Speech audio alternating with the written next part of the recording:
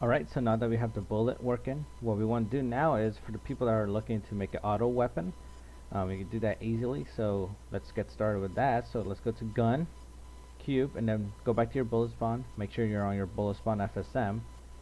Select your second state, right click and copy it, and then paste it back into the same state. Now let's create another event. Let's call this auto. And now what we want to do now is actually create next frame event on the second and third state. So I already have it here, next frame event. Let's add that down here, and then on the third state as well. And then now let's actually select this each state and actually add the auto event. So auto here, second to third, and then third to the second. Now what we want to do on the actions on the next frame event, select auto on here too. And then let's go back to the third state, and let's take the back event and plug it back into the first state. What that's going to do is, now every time it enters the fire action, so from the first state to the second state, as long as you're holding down the mouse button, it's going to keep going to second and third until you let go. It's going to go back to the first state. So let's try that out.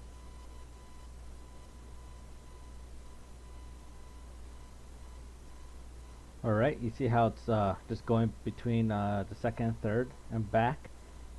I'm holding down the mouse button, and then the second I let go, it goes back to the first. And you can see it's like a Gatling gun. But we can fix this for people that doesn't want bullets to go this fast. So let's go ahead and stop it. So what we want to do now is we want to create two states inside our bullet spawn FSM. So let's do that. Let's right click, add state, and add state. Now what we want to add on here is actually a wait state. So let's type in wait, drop in the wait state on the 4th and then on the 5th as well. And let's add a finish event on either both of them. And let's take the 4th state and plug it into the 3rd state, and then the 5th state, plug it into the 2nd state. And what we want to do now is actually take the 2nd auto event and plug that into the 4th state, and then the 3rd auto event, plug it into the 5th state. Now what we want to do now too is add about 0.5 seconds. You could experiment by adding anything that you want. Again, the lower the number, the faster it's going to spawn. The higher the number, the slower it's going to spawn. So let's go in and add the finish event and the wait on both states, and let's give it a try. So you can see that's a little too slow, so what we want to do now is just make the number lower. So let's do that right now. Okay, first things first, what we want to do is actually lower the number. So let's go to our 4th and 5th states, and let's take it from 0.5, bring it down to 0.1. And then also what we want to do is actually take the mouse button up action from state 3 or 2. Let's copy that, and let's add that to 4 and 5.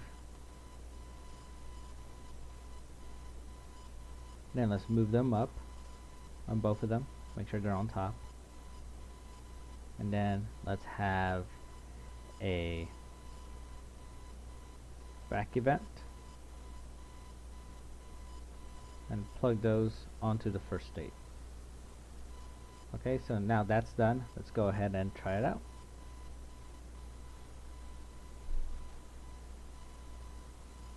There you go. Perfect pacing. Not too fast, not too slow. And then when you let go, it actually goes back to the 1st state. It doesn't matter what state it is in. So everything's looking good. Okay, so I showed you how to make a bullet and make a fly in your scene using Playmaker. I hope this tutorial helps you out a lot. I know it took me a while to figure everything out, and once I did, I'm finally glad that I learned, and I'm applying a lot to my project. So I'm planning on making more. So if anybody wants to follow me, go ahead and subscribe, and once I have more videos out, you'll get them. Alright, thank you very much, and again, my name is Sam, and till next time.